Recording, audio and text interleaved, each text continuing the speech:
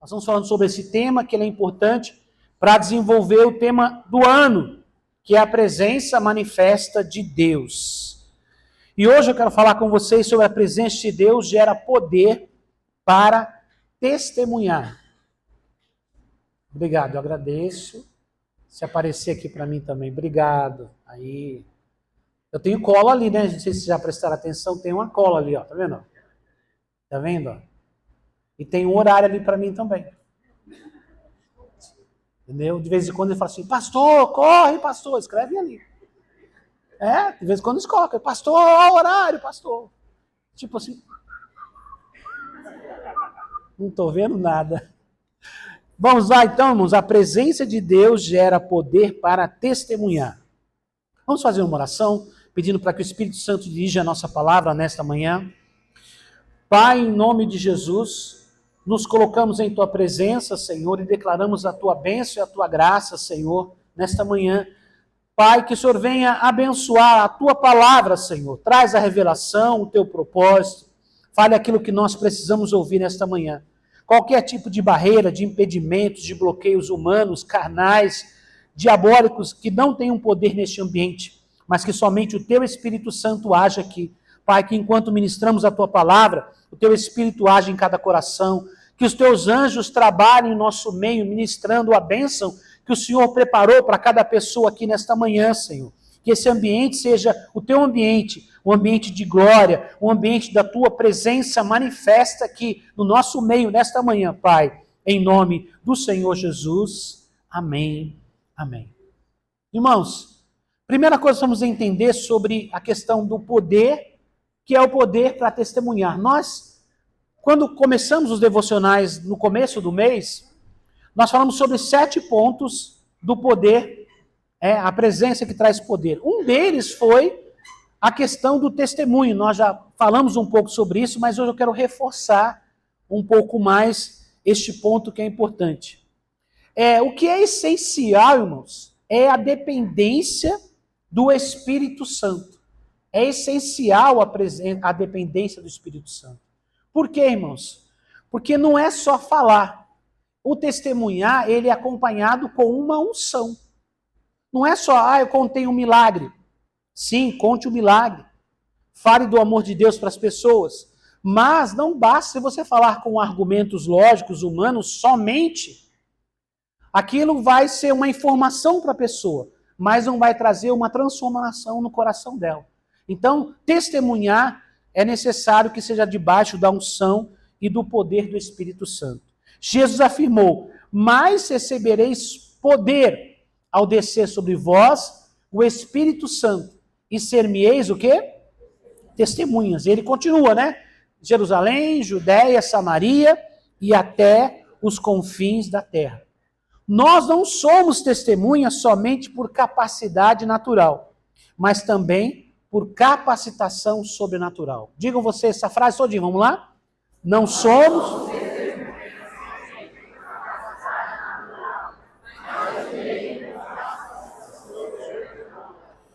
Irmãos, a gente tem que aprender a ter equilíbrio nas coisas.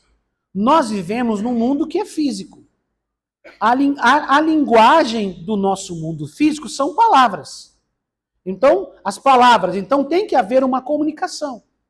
Por um lado, a conversão, uma transformação de uma vida, ela é primeiramente espiritual. Então, a gente libera a palavra e o Espírito Santo gera vida nessa palavra. Mas a palavra precisa ser falada. Se ela não for falada, não tem como o Espírito Santo gerar vida. É uma parceria entre você e o Espírito Santo, entre mim e o Espírito Santo. Para testemunhar com eficácia, para testemunhar não somente para informar alguém que Jesus cura, que Jesus liberta, que Jesus transforma a vida, ou que Jesus salva, tem muita gente que tem essa informação, mas ele não tem a revelação. Ter a informação é uma coisa e ter a revelação é outra. A revelação, ela vem por pessoas que têm a unção do Espírito Santo. Quando eu falo revelação, não é um mistério, não. A revelação dentro do espírito da pessoa. Isso só é possível quando nós temos o Espírito Santo em nós. E é sobre isso que eu quero falar com vocês aqui. Por isso que Jesus falou, vocês vão ficar em Jerusalém, até que do alto vocês sejam revestidos de poder. Eles esperaram 10 dias, todos os dias se encontrando, e orando, e aguardando. Quando eles foram cheios do Espírito Santo, no primeiro dia já houve uma manifestação sobrenatural de linguagens, novas línguas. Pedro levantou-se com ousadia e trouxe a primeira palavra. Não foi uma pregação, um sermão preparado, escrito, não.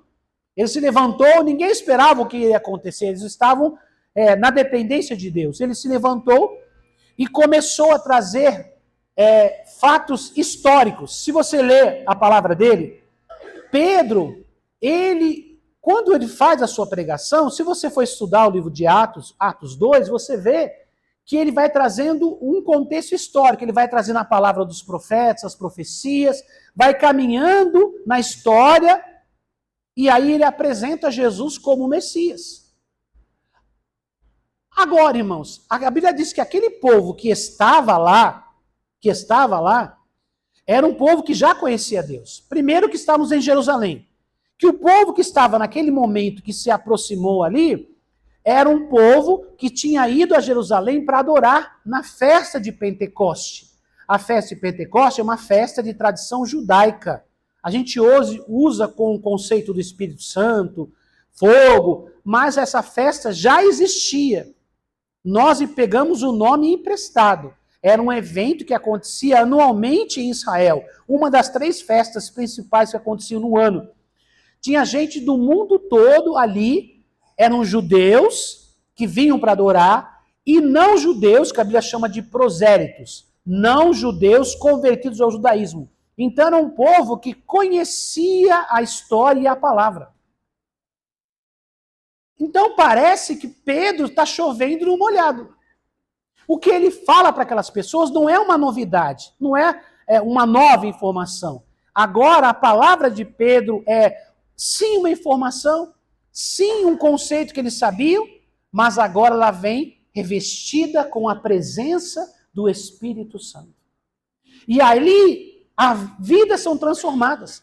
Quando Pedro terminou de ministrar, de pregar, não, quando diz terminou, assim, não foi terminou, porque não era uma pregação, era uma explicação do que estava acontecendo ali. Não foi nada programado, não era um culto programado, eles se reuniram só para orar. Deus fez tudo aquilo, e em um dado momento ele está falando, explicando, e o povo começou a ficar ansioso. O que nós devemos fazer?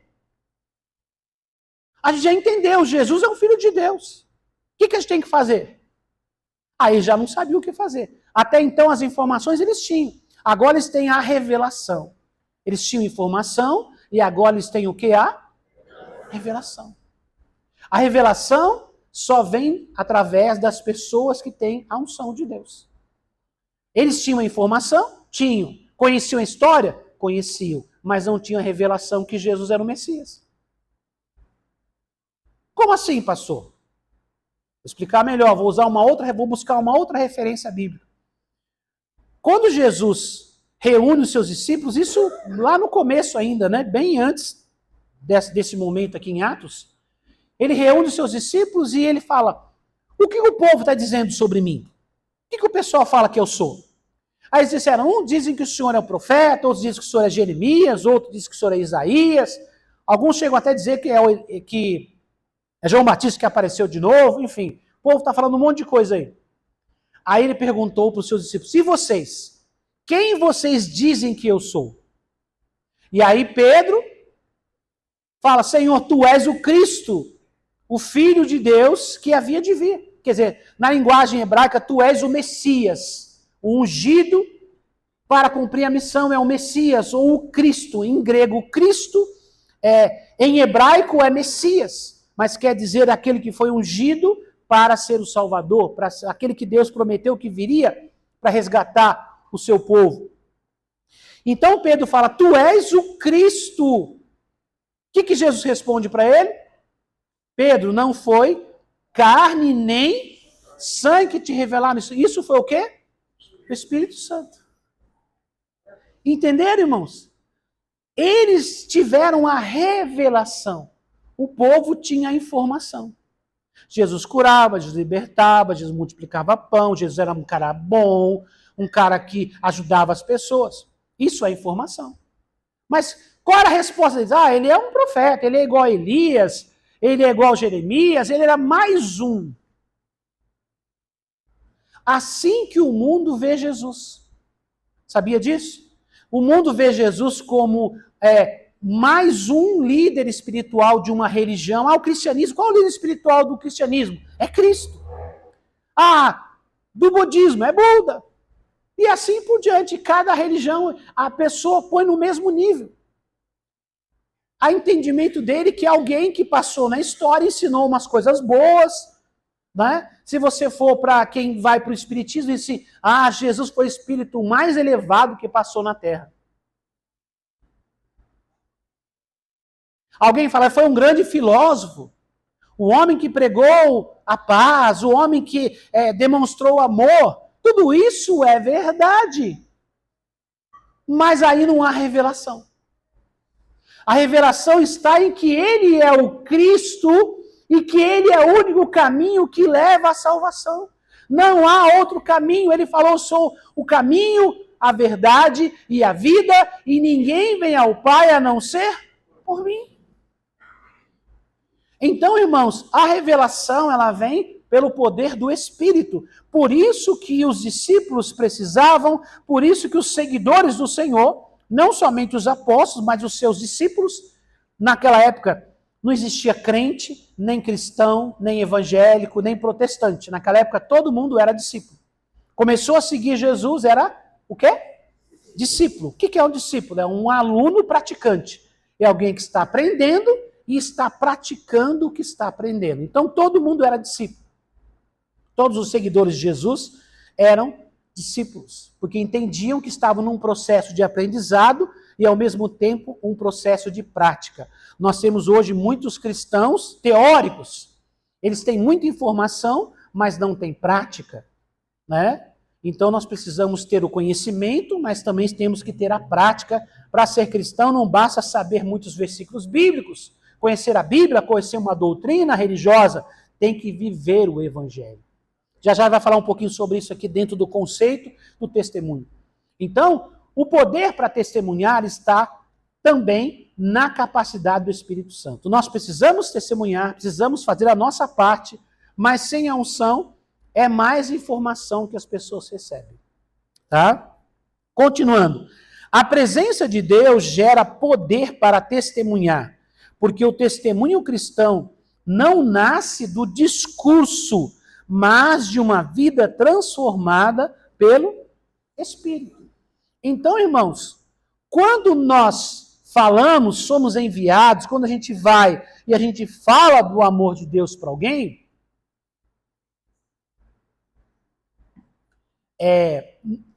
o que funciona é que a nossa vida seja um testemunho. Além do que nós falamos, o que falamos seja coerente com aquilo que nós vivemos. Se eu digo para alguém que Jesus pode mudar a sua vida, ele vai olhar para mim e vai pensar, e a sua já foi mudada?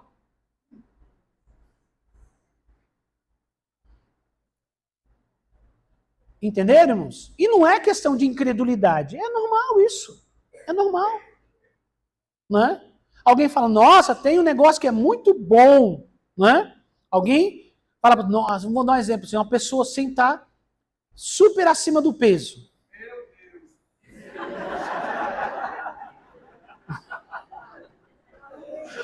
Oh, meu Deus, pausa pra gente rir, tem que ser o Igão mesmo. E aí, ele encontra com uma outra pessoa e fala assim, fulano, tem um remédio para emagrecer, a pessoa perde 10 quilos num mês. Olha aqui para mim, para vocês entenderem. Aí a pessoa pega e olha para ele e fala, é?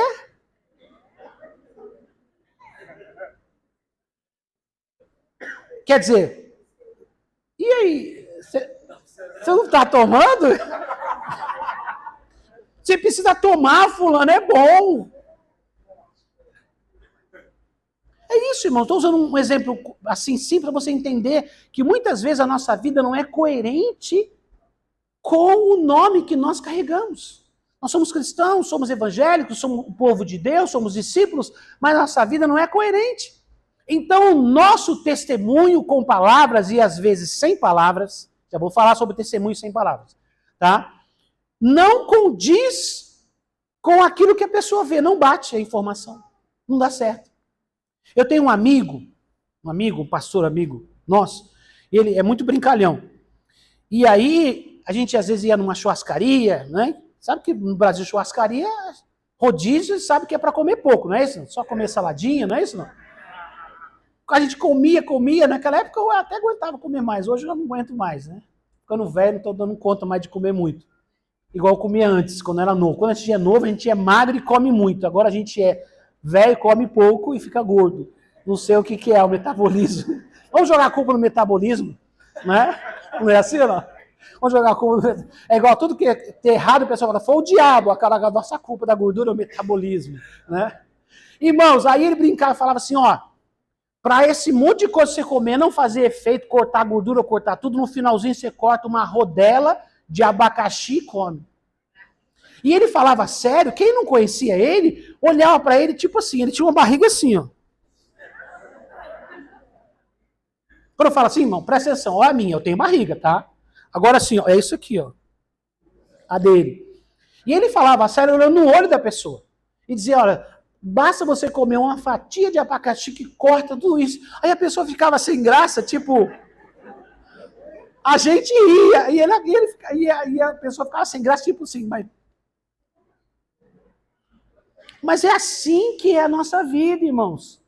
Nós precisamos ser referência daquilo que nós falamos. Para isso, nós precisamos do poder do Espírito Santo. Agora há pouco a gente ouviu um testemunho aqui, né? Dizendo o seguinte, que ela tentou... Quem foi a moça? Como é que é o nome dela? Tamires? Cadê a Tamires? Tamires. Que ela tentou se libertar sozinha, não foi? Mas ela não conseguia. Ela precisou ter um encontro com Deus para poder ser liberta. Então, irmãos, a gente tem que ter a vontade, tem que ter o esforço? Tem. Mas tem coisa que a gente não consegue fazer, que é Deus quem faz. Então tem a nossa parte, tem a parte de Deus. Para ser um testemunho que traga revelação e não só informação, não é só um convite para alguém mudar de religião. Aí você vai na igreja católica, vem na evangélica. Você vai não sei aonde, vem aqui. Não é mudar de local que se reúne para ter uma religião. Não, é ter um encontro com Deus, é nascer de novo. Isso, irmãos, é revelação. Isso é possível debaixo da unção e do poder do Espírito Santo. Fala amém? Amém. Vamos lá, continuando aqui, você vai entender o que eu quero explicar para você melhor. Jesus deixou claro que ser testemunha é resultado direto da ação do Espírito Santo em nós. Recebereis poder, tá? Onde a presença manifesta a autoridade espiritual e coerência de vida. Quer dizer, a vida, há uma coerência entre o que eu falo e entre o que as pessoas veem em mim. Né? Continuando aqui. Para ser uma testemunha de Cristo, primeiro requisito é consagração. O que é consagrar, né? Fala de tornar sagrado. Consagrar é tornar sagrado. É estar dedicado para Deus. Quando fala de alguém ser consagrado, é alguém que é dedicado para servir a Deus. Fulano é consagrado. Ele é dedicado para Deus. Ele é separado para Deus. Tá?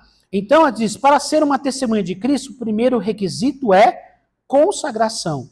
O apóstolo Paulo nos chama a apresentar o corpo como sacrifício vivo, santo e agradável a Deus. O texto de Romanos 12:1 diz assim: rogo-vos, pois, irmãos, pela compaixão de Deus, que apresentei os vossos corpos em sacrifício vivo, santo e agradável a Deus, que é o vosso culto racional.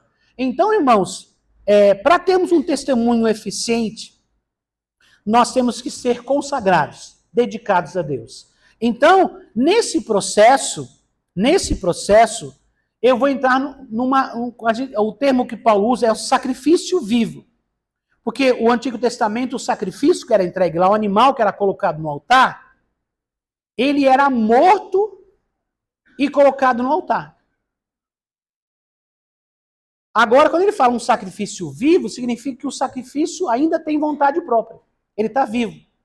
Você imagina, vamos imaginar, tem um altar, era um altar, e ali se colocava lenha, geralmente era um altar de pedra, colocava-se a lenha, e aí ia colocar o fogo. Aí eles furavam o animal para sangrar, o sangue pegava para fazer alguns rituais, ou então nos beirais do altar, depende do tipo de sacrifício, e o animal era colocado sobre aquela lenha e o fogo, para ser queimado e dedicado a Deus. Então o animal tinha que estar morto, não era colocado o animal vivo lá para poder queimar, ele era morto. Porque não, se colocasse ele vivo, ele ia pular, ele ia se jogar, ele ia sair correndo, sei lá, ia fazer uma bagunça, estragar tudo. Então o animal era morto. Primeiro derramava o sangue e fazia todo o ritual. Agora Paulo fala que apresentei os vossos corpos como sacrifício vivo. O que quer dizer? Que eu tenho que me dedicar a Deus, sacrificar, eu vou me entregar a Deus, eu sou a oferta. Eu sou a oferta para Deus. Eu sou a oferta. Só que essa oferta continua viva.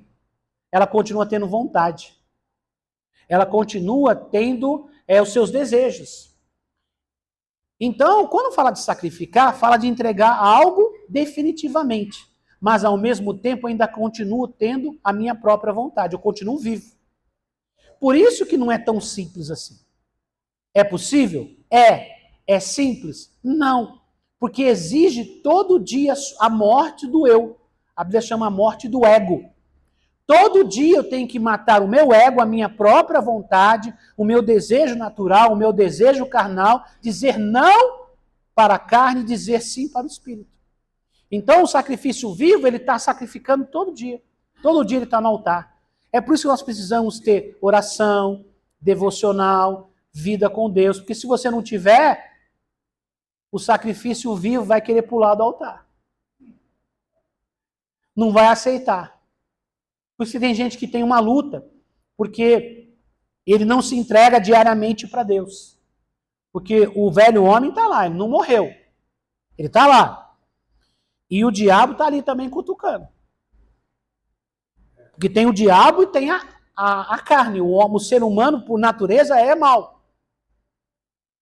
Se você não tiver o Espírito Santo, se você não tiver uma vida com Deus, você não consegue. É por isso que tem tanta gente que se afasta da igreja. É porque não resiste às tentações ou às pressões, às dificuldades, não sabe lidar com certas situações. Por quê? Porque não entendeu o tipo de consagração. A nossa consagração é diária, é constante. Né? Tem gente que acha que vai viver servindo a Deus com fidelidade, vindo à igreja só de vez em quando ele quer, ou só na ceia, nunca lê a Bíblia, nunca ora, nunca busca a Deus. Ele vive uma guerra constante. É uma luta que nunca acaba. Meu Deus, essa guerra não vai passar. Por quê, irmãos? Porque não está matando a carne. A carne você mata ela todo dia. Todo dia você vai matando ela. Todo dia. E no outro dia ela está viva de novo. E você mata de novo. É assim que funciona. Vai aprendendo os novos que vão batizar hoje, tá? E não é para te deixar colocar com medo, não. É para te ensinar o caminho das coisas. Porque quando a gente fala isso, fica parecendo que é impossível. Não, não é impossível. Primeiro, porque se Deus falou para a gente fazer, é possível. Porque não ia mandar a gente fazer alguma coisa que não fosse possível. E aquilo que eu não posso fazer, o Senhor me ajuda para que eu consiga fazer. Então você nunca está sozinho. Tá? Quando você fala de outras religiões, você fala de um Deus que está morto. Se você for pesquisar, Buda foi um líder e ele morreu. Tá? Krishna foi um líder e ele morreu. Maomé foi um líder e ele morreu e continua lá. O pessoal fica dando volta lá no túmulo dele, lá, na época do ano, viu aquele multidão, aquele povão, milhões de pessoas, está lá o túmulo dele, aquela caixa preta grande. Agora vai lá em Jerusalém e olha, o túmulo está vazio. O túmulo está vazio. Sabe por quê? Porque ele morreu, sim, pelos nossos pecados, mas ele ressuscitou ao terceiro dia e ele está aqui entre nós. Ele está aqui entre nós. Então, é possível sim viver para Deus. É possível sim dizer não para o pecado, porque você tem a companhia dele. Mas diariamente você vem e fala, Senhor, caminha comigo hoje. Senhor, mais um dia, mais uma batalha. Depende como for o seu dia. Senhor, tem que matar um leão hoje. Vem comigo. Dá uns tapas na cara do leão que sozinho não vou aguentar. Não é isso, não? É assim que funciona, irmãos. É desse jeito. Eu não estou dizendo que é fácil, estou dizendo que é possível porque o Senhor nos dá força para fazer. E o Senhor nos dá uma alegria para fazer. Quando eu falo isso, parece que a vida da gente é triste. E não é, irmãos. Porque um dos frutos do Espírito é a alegria. Fala amém? É alegria. Você tem paz, você não vive perturbado. Você tem paz. Você tem alegria para viver, mesmo com dificuldades, com lutas. Você sabe que o Senhor está com você, o Senhor coloca em você uma alegria. Então, irmãos, Deus providencia tudo o que nós precisamos para viver uma vida com Ele. Mas para você ser uma testemunha, você tem que ser consagrado a Deus. Entregue a Deus, para que o seu testemunho seja coerente. Vou explicar uma coisa para vocês, irmãos. Um testemunho, um bom testemunho, ele pode levar uma pessoa à conversão. Mas um mau testemunho pode criar um escândalo e derrubar uma pessoa que tem a sua fé fraca. Jesus falou dos meus pequeninos. Quando fala pequenino, não é criança. Pequenino é alguém que não desenvolveu a sua fé ainda. Quantas pessoas se afastam da igreja, deixam a igreja e deixam Jesus? Porque viram uma falha, um erro numa pessoa que deveria viver uma vida correta. Então, irmãos, nós precisamos ser testemunhas do Senhor e termos uma vida coerente com aquilo que nós declaramos viver com Deus. Para a gente não ser pedra de tropeço. Que tem gente que tem sido testemunha e tem gente que tem sido pedra de tropeço. Cuidado. Cuidado. Não brinca com isso, é sério demais. Me perdoe, irmãos, eu estou tossindo muito, tomando água o tempo todo essa semana. Peguei um resfriado, quarta-feira nem vim trazer a palavra aqui no RCE, porque garganta pegando o tempo todo. Continuando aqui, irmãos. Deixa eu ver onde eu estava aqui, até me perdi aqui, vamos lá. Aqui, ó. Para ser uma testemunha de Cristo, o primeiro requisito é a consagração. O apóstolo Paulo nos chama a apresentar o corpo como sacrifício vivo, santo e agradável. Foi o que nós lemos aqui. Ele fala, rogo-vos, pois, irmãos, pela compaixão de Deus, que apresentei os vossos corpos em sacrifício vivo, santo e agradável a Deus, que é o vosso culto racional. Quer dizer, como é que você adora a Deus da maneira mais equilibrada? É vivendo uma vida correta. Mais do que palavras, mais do que canções. Palavras são boas, canções também, mas o que mais agrada a Deus é viver uma vida correta. Tá? Aqui diz, seus corpos em sacrifício vivo, santo e agradável. Fala que santo quer dizer separado. A palavra santo, que é kadosh, quer dizer em hebraico separado. Santo é aquilo que é separado para Deus. E diz, e agradável a Deus. Quer dizer, então não é o que te agrada, é o que agrada a Deus. Temos vivido um tempo em que as pessoas procuram líderes, pastores, pregadores, apóstolos, igrejas que lhes sejam agradáveis. Irmãos, presta atenção numa coisa, você quer servir a Deus de verdade, você vai ser confrontado. Algum momento tu vai tomar uma lapada, vai sair com a orelha quente do culto. Entendeu? E não é agressão física não, é palavra mesmo. Você vai sair bravo. Paulo fala assim, que em algum momento você vai ter uma experiência com Deus e você vai sair dali triste. Mas não é triste para o mal, é a tristeza que vai produzir arrependimento, que vai trazer transformação. Não é a tristeza de que não tem jeito para mim, não é a tristeza que vai produzir arrependimento e, consequentemente, uma transformação na sua vida. Então, não procure alguma coisa que lhe seja agradável, procure o que agrada a Deus. Está cheio de igreja hoje que pensa como é que eu vou agradar você. Aí como é que eu agrado fulano? Irmãos, ser agradável é bom para todo mundo, ser educado, tratar bem as pessoas, isso é ótimo, precisamos ser assim também na igreja. Mas não podemos trocar a verdade por algo mais leve para as pessoas gostarem da gente e querer ficar com a gente. Isso você não vai ver aqui, não. Você está procurando isso aqui, desculpa, você não vai encontrar aqui, não. Por quê, irmãos? Pedro disse para os que confrontavam assim, mais importa agradar a Deus do que aos homens. Nós queremos que a palavra de Deus transforme a nossa vida. Irmãos, autoajuda, coach, isso é legal na empresa onde você trabalha, lá no negócio que você tem um treinamento, o cara é especialista em vendas, especialista em comunicação, isso é legal, um curso que você faz lá. Irmãos, mas isso é para o seu trabalho. Aqui o que muda as pessoas é o evangelho com o poder do Espírito Santo. É o que muda as pessoas. Não é, vai dar tudo certo, levanta a mão 5 vezes, vai dar tudo certo. Não. Se você não colocar sua vida diante de Deus, não vai dar certo, não. Não vai todo mundo para o céu, não. O céu é para todos, mas nem todo mundo vai para o céu. Pastor, existe inferno? Existe, é real. Jesus falou mais sobre o inferno do que sobre o céu. Eu não estou pregando inferno, não. Estou pregando Jesus. Mas existe céu e existe inferno. A gente que escolhe. Como assim, pastor, a gente que escolhe? Jesus veio para nos dar a salvação. Mas é nas condições dele, não é nas minhas condições. É do jeito dele, não do meu jeito. Então, se eu quero viver com Deus, para Deus, tem que ser do jeito dele. Aqui diz sacrifício santo, né? Fala sacrifício vivo, santo e agradável a Deus. Não é agradável para você. Em algum momento, a palavra vai te desagradar, vai te confrontar. Mas fique em paz. Essa dor passa com a cura do Espírito Santo se você decidir mudar e fazer o que Deus tem para fazer por você. Não vamos alisar, não, viu? Não vão passar a mão na cabeça, não. Que quem fica aqui com a vida toda alguém passando a mão na sua cabeça, os dois vão passar a mão na cabeça um do outro lá no inferno depois. Um vai consolar o outro lá no inferno depois. Quem passou a mão na cabeça e quem aceitou também. Irmãos, nós estamos aqui para ter a nossa vida transformada.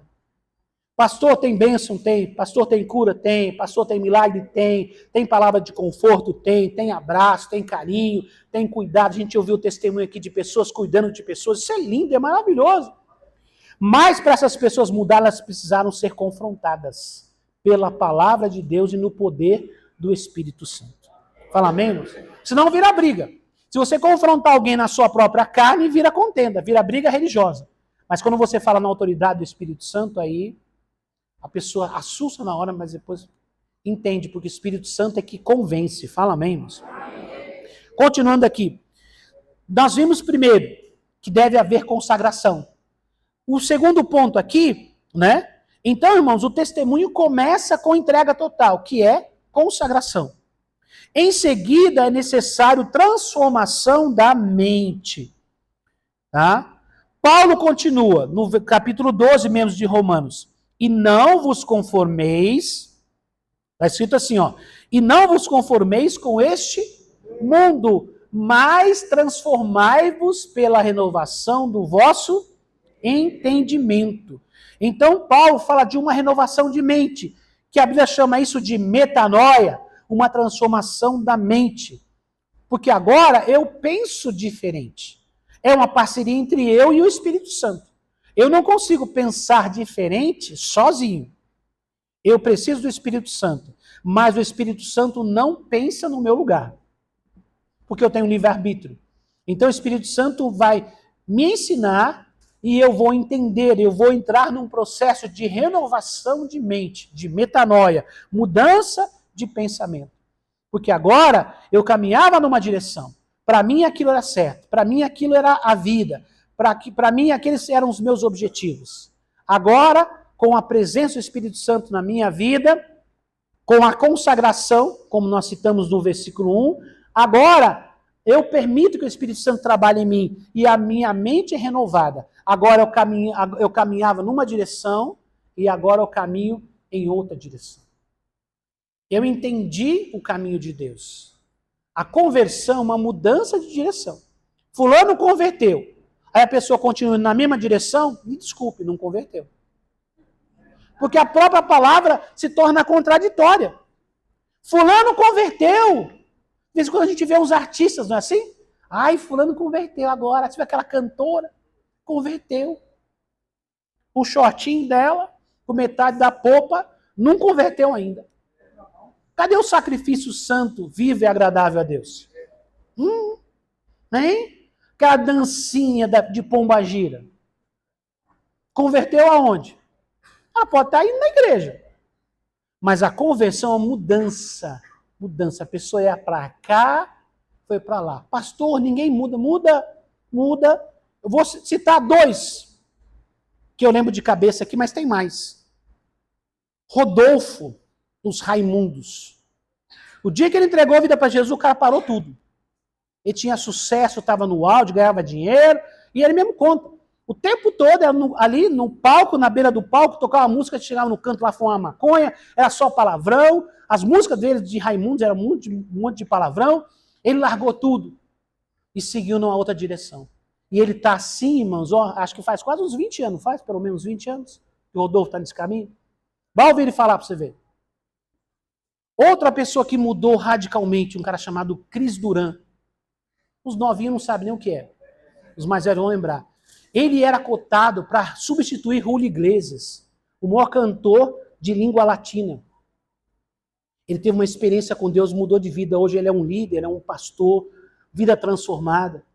Aí você vê o testemunho do cara. Isso é conversão. Isso é conversão. Então, irmão, conversão que a pessoa não muda não é conversão. Desculpe-nos. Porque assim, conversão quer dizer, eu estou indo nessa direção, faz uma conversão. Isso é conversão. É o termo que se usa na autoescola. Quem já fez autoescola aqui? Está escrito conversão à direita, conversão à esquerda. Você vai virar, voltar. É uma conversão. Então, se a pessoa não mudou, não é conversão. Vamos desculpar, até que me prove o contrário até hoje. Né? O que eu entendo na palavra de Deus, conversão é mudança de vida. Se não mudou, o pastor está em processo, amém. Já está pelo menos começando a dar seta? Já está começando a virar a cabeça para fazer a curva? Não? Você está começando agora. Você está aprendendo. Você já está começando já preparar, dar seta. Estou virando, estou mudando, estou virando. Ou não? Tem gente que faz 10 anos que está convertendo, não está dando seta até hoje. Vocês entenderam da seta, né? É para virar e voltar. Né? Linguagem de motorista, né? 10 anos, até agora ninguém viu nem a seta, quanto mais a conversão. Então, irmãos, a gente sabe, a gente entende que a pessoa leva um tempo para retornar e voltar. Mas um sinal tem que ter que está tentando mudar e está se esforçando. Você que está hoje aqui para o batismo, a gente sabe que quando você entrega a vida para Jesus, é um processo. Nós já passamos por esse processo.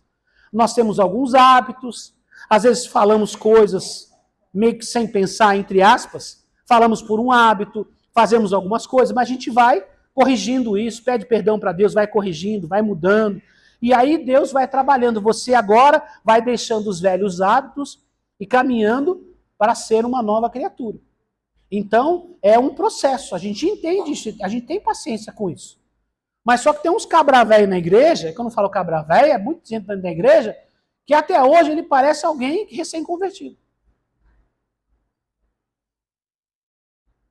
Irmãos, é normal um bebê não ter coordenação, não saber o que fazer, porque ele é bebê, ele está começando, ele está aprendendo.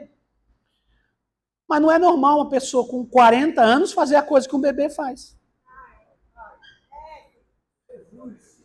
É normal, não? Não. Esses dias eu fui ali com os meninos ali na Liberdade. Eles queriam ver uns negocinhos lá, eu fui no cartório ali, depois... Vamos ali, vamos. Aí tem aquelas lojas, aquele monte de refrigerante, suco, salgadinho diferente, que tem tudo na internet. As molecadas ficam doidinhas, né? Aí tem um lá que é um suquinho lá que é em formato de mamadeira. Eu pensei comigo, oh Jesus. Só os cabra velho. Já viram? Já viram não? Formatinho de mamadeira. Vende. Então, irmãos, tem todo tipo de situação. Então, o que é normal é um amadurecimento. Quando você é menino, você tem coisa de menino. Quando você é homem, você tem a postura de homem. Então, esse é o processo natural. Nós estamos cobrando de você que vai ser batizado hoje, que você saiba tudo, que você acerte tudo. Mas o que nós vamos querer ajudar você é na caminhada para você vencer cada etapa da sua vida e ter uma vida transformada. E quero dizer, e você não vai pelo caminho sozinho. Nós vamos com você. Fala amém. Você não vai sozinho, nós vamos com você. Vamos te ajudar, vamos te pegar pela mão e vamos levar você por um caminho que nós já passamos. Porque a gente pode levar você que a gente já foi. É um caminho que nós já conhecemos. Então eu posso pegar você pela mão. Nós temos aqui pastores, líderes, irmãos e irmãs que já fizeram esse caminho. Então ele pode pegar você pela mão e falar, vem comigo. E você vai aprender o caminho novo, que é o caminho de Deus. Fala amém. Então, não é disso que eu estou falando aqui, tá? Sobre uma pessoa que não muda, tal. Vocês estão num processo. E vocês vão gradativamente aprendendo, substituindo alguma coisa errada por uma coisa correta, num processo. Mas quem já está na caminhada há muito tempo, não pode dar bobeira. Por quê, irmãos? A Bíblia diz que aquele que pega o arado e olha para trás não é digno de mim. Então, você caminha com Deus, você conhece a Deus, não vá de volta pelo caminho que você foi. Né? Tem um termo na Bíblia pesado, diz assim, o cão voltou ao seu vômito. Pesado, né, irmãos? É Bíblia, viu? Isso não é ditado popular, não é Bíblia. O cão voltou ao seu vômito. Sério demais, irmãos. Sério demais, misericórdia. Então, nós temos que consagrar nossa vida para Deus. Avançando aqui, irmãos. Então, irmãos, o texto diz, e não vos conformeis com este mundo. O que é conformar? É assumir a forma do mundo. A palavra conformar vem do termo forma. Uma forma é que dá forma em alguma coisa. A coisa mais comum que nós temos de forma é a forma que você faz bolo lá na sua casa. Certo? Então você tem lá, você faz uma massa de bolo. Na batedeira ou na mão mesmo. Faz lá uma massa de bolo. Qual é o formato que vai sair o bolo? Ou você você derrama o bolo dentro do forno assim? Não, né? Você coloca onde? Numa forma. Se a sua forma clássica for aquela retangular, que é o clássico, né? For retangular, que formato vai ser o seu bolo? Olha, todo mundo sabe. E se você tiver aquela forma linda, fofinha de coração, vai sair um bolo em formato de coração. Se for circular, enfim, independente da forma de bichinho, vai sair o formato da forma. Então, Paulo fala assim, e não vos conformeis, quer dizer, não assuma a forma que o mundo tem para você. Eles tentam colocar todo mundo num pacote, para todo mundo ser igual. Não, irmãos, você não é igual. A forma, quem dá para você a forma é Deus, é o Espírito Santo. Ele criou você, ele tem um propósito para a sua vida. Não aceite a forma que o mundo dá, que as pessoas declaram sobre você, que você não consegue, que você é derrotado, que você não vai dar certo. Não, vá buscar a forma que Deus tem para você. Tá? Então transforma, renova a sua mente. Diz assim, né? Aqui diz, não vos conformeis com este mundo, mas transformai-vos pela renovação do vosso entendimento. Agora você consegue entender, tá? Uma mente renovada discerne a vontade de Deus e vive de modo o quê? Diferente. Aí você é crente, você é diferente, graças a Deus. Você percebeu que eu sou diferente? Maravilha, então eu estou sendo crente mesmo. Que se eu for igual a todo mundo, não é para ser igual, é para ser diferente. Tá? Continuando aqui, ó. Tornando-se um testemunho visível no reino. O que é um testemunho visível? Que as pessoas percebam que você é uma pessoa de Deus. Não só por causa de roupa, ou porque você fala, tá amarrado, sangue de Jesus tem poder. Tem uma pessoa que fala isso e de crente não tem nada. Junto com tá amarrado, aí fala uns 3 palavrão, aí depois, né? Geralmente as pessoas que falam assim, falam, mano, você já foi crente desviado. Né? Não é desse jeito assim. Então, irmãos, que nós sejamos coerentes com a nossa vida, né? Um testemunho visível, que as pessoas possam perceber que nós somos diferentes, porque fomos transformados por Deus, fomos abençoados por Deus. Além disso, finalizando, fechando com o que nós estamos falando aqui, o testemunho exige vida coerente, é o que nós estamos falando aqui. Jesus ensinou, assim resplandeça a vossa luz diante dos homens.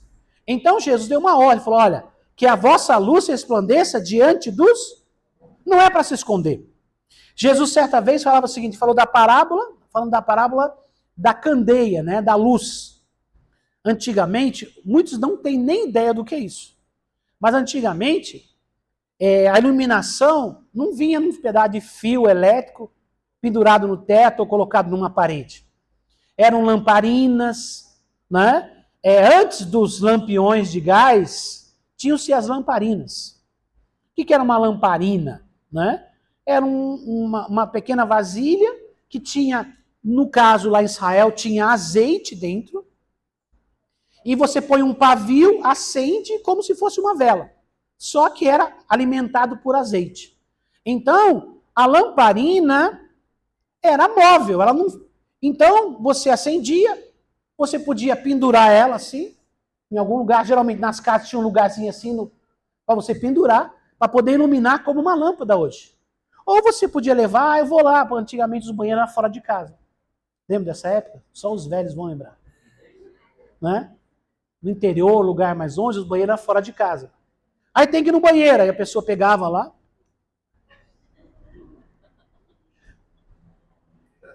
Quem já fez isso? Eu já fiz isso. Pastor, não tem nem ideia do que você está falando.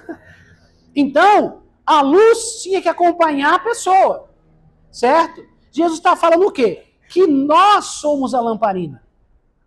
E a lamparina não é feita para colocar... Ele fala, não coloque a lamparina debaixo da cama. Coloque a lamparina no lugar alto para que ela ilumine todo o ambiente.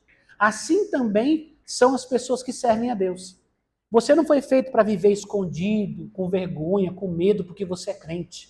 O famoso crente agente secreto. Não tem um crente agente secreto?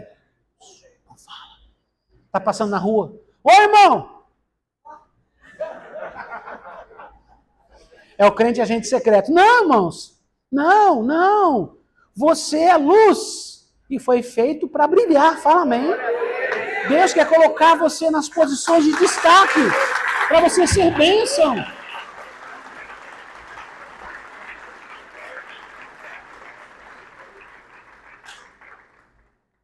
Com a sabedoria de Deus, com os frutos do Espírito, com a ajuda de Deus na sua vida, você tem tudo para crescer e avançar. Para liderar na empresa, para conquistar espaço, para liderar em qualquer ambiente, porque você tem alguma coisa que os outros não têm. Você tem uma graça de Deus, você tem uma bênção. Você é uma pessoa que, se realmente é convertida e vive na presença de Deus, o seu temperamento é transformado, a sua vida é mudada. Todo mundo quer alguém equilibrado para trabalhar, mano. Que sabe conversar, que respeita as pessoas, que sabe entrar e sair de qualquer ambiente, sabe tratar. É aquela pessoa que você pode deixar qualquer coisa com ela, que ela é confiável, não é mentiroso, não é enrolão, não é enganador, não é trapaceiro. Irmãos, isso é um tesouro numa empresa. E nós somos chamados para sermos assim. Pastor, é para ser melhor que os outros? Não, irmãos. Isso está à disposição de todas as pessoas que querem servir a Deus. Para todos. Você nasceu formado por Deus para ser excelente em alguma área. Independente qual a sua função, qual seja o seu trabalho, seja excelente. Ah, pastor, para ser excelente? Não. Qual é o seu trabalho? É um trabalho simples? Seja excelente no que você faz. Ah, pastor, eu organizo o caixa trancado dentro de um negócio que ninguém vê. Faça da melhor maneira possível. Eu limpo o chão. Limpe melhor que todo mundo. Limpe com excelência. Limpe quando as pessoas vêm e limpe quando as pessoas não vêm. Seja excelente. Você trabalha de vendedor? Se esforce para ser um ótimo vendedor. Não minta. Para vender. Aí, agora eu peguei, né? Irmãos, mas assim não vou vender, pastor. Você quer vender por conta própria? Quer que o Espírito Santo ajude você? Você quer que Deus abençoe você? Faz do jeito certo que Deus vai abrir porta para você. Vai te abençoar. Daniel fez exatamente tudo ao contrário do que o povo esperava que ele fizesse. Porque ele queria honrar Deus e não queria pecar. E ele se tornou mais inteligente e mais capacitado que todos os outros sábios da Babilônia. Ninguém conseguia entender porque Daniel e os amigos se destacaram, que teoricamente eram para eles serem inferiores. Eles foram destacados porque eles estavam servindo a Deus. Fala amém. Então não tenha medo de ser crente em qualquer ambiente, tá? Ali é o lugar que Deus vai fazer a sua luz brilhar. Se Deus te mandou para esse lugar, é porque Ele tem um propósito para você ali. O dia que Ele não quiser você lá, Ele te tira de lá e põe em outro lugar. Fique em paz, tá? Se está lá ainda é porque tem um propósito para você estar naquele lugar. Mesmo que você não goste de ir lá. Vamos lá, continuando. Nossas atitudes confirmam aquilo que proclamamos. Nossas atitudes confirmam aquilo que proclamamos. Se a gente fala, a gente testemunha, as nossas atitudes têm que acompanhar, têm que ser coerentes com aquilo que nós falamos. Tá? Finalizando aqui, irmãos. No ano da presença manifesta de Deus, o Senhor está levantando uma igreja que vive consagrada. O que é consagrada? É dedicada a Deus, transformada e cheia do Espírito. Essa é a base para um testemunho poderoso lá fora. Porque aqui na igreja é legal dar testemunho, e podemos dar. Mas é lá fora que o nosso testemunho vai ser poderoso. Porque aqui todo mundo é crente. Nosso testemunho tem que alcançar pessoas que não conhecem a Deus. O testemunho para quem é crente edifica a fé, fortalece, é bom e devemos fazer. Mas o testemunho tem muito mais eficácia quando ele é dado lá fora. E não só com palavras, mas com a nossa vida também. Essa é a base de um testemunho poderoso. Presença que transforma, poder que capacita e vida que glorifica a Cristo. Essa é a base de um testemunho o quê? Poderoso. Presença que transforma, a presença de Deus que transformou nossa vida, o poder que nos capacitou, nos deu unção, e a vida, a nossa vida transformada e capacitada, que glorifica a Cristo. O que é uma vida que glorifica a Cristo, pastor? É uma pessoa que as pessoas olham e falam, olha, aquela pessoa é um servo de Deus, aquela mulher é uma serva de Deus. Irmãos, a gente já ouviu o testemunho de pessoas que às vezes não gostam da gente, ou que nem concordam com a gente na nossa fé. Fala, fulano, é esquisito, mas não posso negar que é uma pessoa de Deus. Não concordo com a igreja dele, não concordo com a religião dele, mas é uma pessoa correta. É uma pessoa honesta, a pessoa fala, ele cumpre. Pessoa que tem palavra, cumpre horário, faz tudo certinho, não tem como a pessoa negar. Entendeu, irmãos? O nosso testemunho de vida chega antes que o nosso testemunho de palavras. Se você tiver testemunho de vida, vai abrir portas para você testemunhar com palavras. Testemunho de vida chega antes do testemunho de palavras. Isso para o nosso ambiente. Em algum momento, a gente vai sair e evangelizar, aí você vai encontrar alguém que não te conhece. Aí primeiro vão chegar as palavras, é claro. Mas no dia a dia, para a família, amigos, colegas, na faculdade, no trabalho, entre vizinhos, o nosso testemunho de vida chega primeiro que o nosso testemunho de palavras. Em algum momento, o nosso testemunho de vida vai chamar a atenção. Alguém passa por uma situação difícil, alguém passa por um problema, alguém está enfrentando uma luta. Quem ele vai procurar? O cara que zoa com ele na balada? Vai pedir um conselho para quem? Para quem está fumando maconha junto com ele? Não. O cara está tão ruim quanto eu. Ele vai procurar aquele cara careta, o cara que é crente, aquela mulher que não tem conversa fiada com ela, que não dá sorrisinho para cantada de mané.